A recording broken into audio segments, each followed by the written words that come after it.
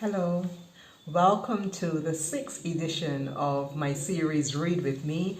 Read With Me has been designed to invite you into my space as I reflect on the readings from my most recent book.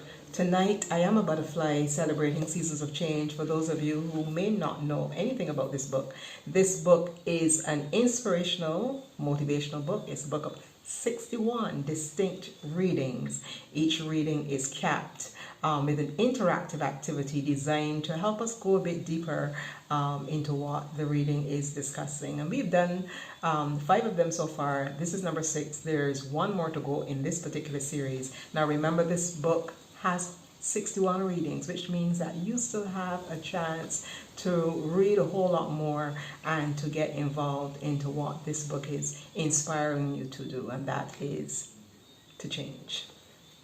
This evening, I'm going to be reading reading 55. It's called Claiming Gold, and I've chosen this reading. I think it's really appropriate as we think of International Women's Day. We are heading into the month of March. This is March 1st when this is going to be released. And, International Women's Day is March 8th. And this reading is called Claiming Gold. And I know that every woman, each woman, will be able to identify with this reading. As usual, each reading starts with a quotation. I'm taking my own freedom, putting it in my song, singing long and strong, grooving all day long. I'm taking my freedom, putting it in my stroll. I'll be high-stepping, y'all, letting the joy unfold. I'm living my life like it's golden. Jill Scott. If you've lived your life as a nice person, I can guarantee that you've perhaps run the risk of being overlooked, underestimated, or have been taken advantage of, unless, of course, in addition to being nice, you've also been assertive and sure of your value.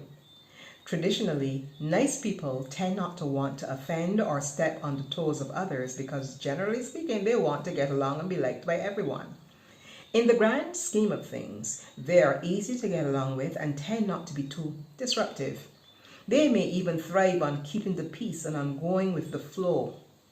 While I applaud the behavior of nice people, as with everything in life, there is always a need for balance. A pervasive flaw in human behavior seems to be our propensity to take advantage of those who will allow us to. Sometimes, if we have an overpowering need for acceptance, or we have been socialized into acquiescence, we might think that it is wrong to assert ourselves, place our needs first, or tell people no.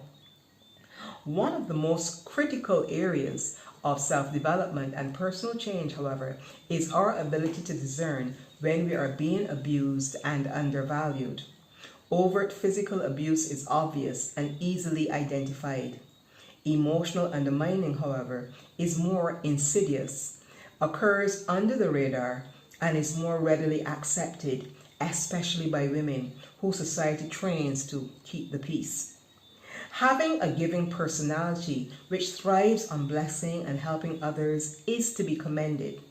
If, however, we are unable to bless, value, and love ourselves away from abusive behavior, then we are doing ourselves a disservice. Some women have tolerated living with controlling partners who control their every move, down to which lipstick color they are allowed to wear, which activities they are allowed to participate in, or which hairstyle they are allowed to have. Yet, such women hardly recognize these attempts at overt control as emotionally abusive behavior. Of course, it is proper to seek our partner's support and even approval of some things, but the healthy reciprocal behavior to this is a relational context which frees us up to be our own individual. Some men expect that their every sexual whim and fancy must be catered to and carried out. They want sex on demand, when, where, and how they want it. They may even threaten their partners with the possibility of cheating if they don't get what they desire, in an attempt, of course, to coerce them into compliance. Women who submit to such emotional tirades are, in essence, surrendering their personal power, human value, and self respect, often in the name of a misguided notion of love. While true love is self sacrificial, reciprocal love must also treasure, value, and respect the wishes and preferences of others. In a partnership like marriage, this must be mutual and bidirectional if the relationship is to be healthy or well balanced. As resonates in the Jill Scott song referenced here, understanding the gold or value in our lives is an outflow from our ability to claim our own personal freedom. It acknowledges our personal responsibility in freeing ourselves from a life where we are persistently undervalued or walked over. This may not always mean walking away from a marriage or changing jobs, as abuse happens in all types of scenarios. In extreme cases, yes, we may have to relocate ourselves away from our source of abuse, especially when it persistently threatens our peace of mind, sense of well-being, or physical safety. But our initial response must be one of firm confrontation. Since honesty is the quality that should govern our relationships, making a decision to be open about what is unacceptable to us is the first step towards reclaiming our self-respect. This must be balanced against the understanding that we do not have the power to change another's behavior. We can put our cards on the table, we can exert influence, but we cannot make another human being change. If our sense of self and our peace comes from a higher source, when we understand that we are intrinsically worthwhile to God and that this exists outside our relationship or situational reality, then we are empowered to make a decision which is in our own best interest. We are empowered to experience a life that is not solely defined by the actions of another, even if that person is our life partner. Sometimes this may mean waiting it out, seeking external intervention, or repositioning ourselves in the relationship.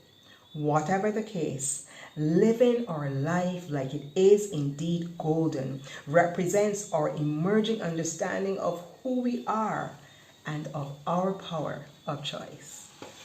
I find this reading to be a very empowering reading for me, certainly as a woman, and I hope you find it empowering as well, whether you're a woman or a man. We must be in a position where we can reclaim our personal power, and that simply means, we understand our value and the sense of living our life like it's golden, like it is valuable, like it is worth something, means understanding that while we do love and while we understand that love is sacrificial and that love is forgiving and so on, it should not mean putting ourselves in a space that is unsafe, whether physically or emotionally or sexually.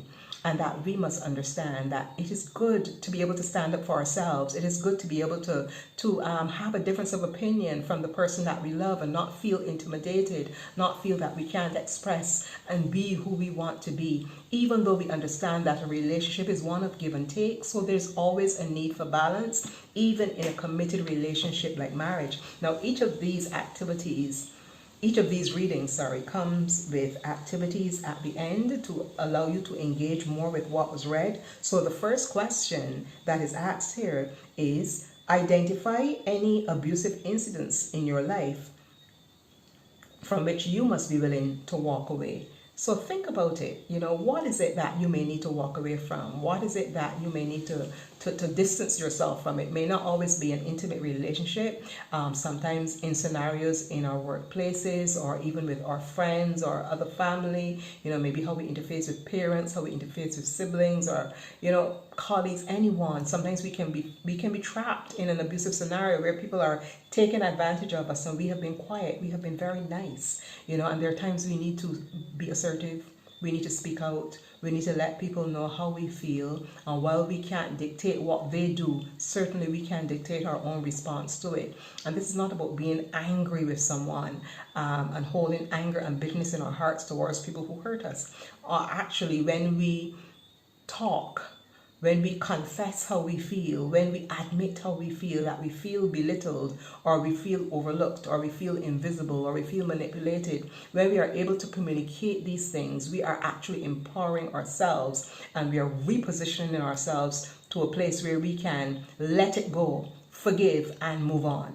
And sometimes you may physically move on by actually distancing yourself physically from the person, or even if you're still in the space, you have distanced yourself emotionally, and that is not from a stance of unforgiveness. No, because I don't promote that. Yes, you have to be able to forgive. Yes, you have to have compassionate understanding, because none of us is perfect, and we have our own issues as well that we need to work on. But certainly claiming gold, the basis for that is understanding your intrinsic human worth, your intrinsic human value to God first. And certainly when you understand how much God values you, then you understand that you should insist that others value you as well. So thank you so much for joining me for this reading. This is the 6th reading in the series Read With Me. I look forward to you joining me for the final reading. And perhaps I have a little surprise there. I'm thinking of doing something a little bit different with that final reading. I'll let you know. Stay tuned to my social media pages. So thanks so much for joining me, and blessings.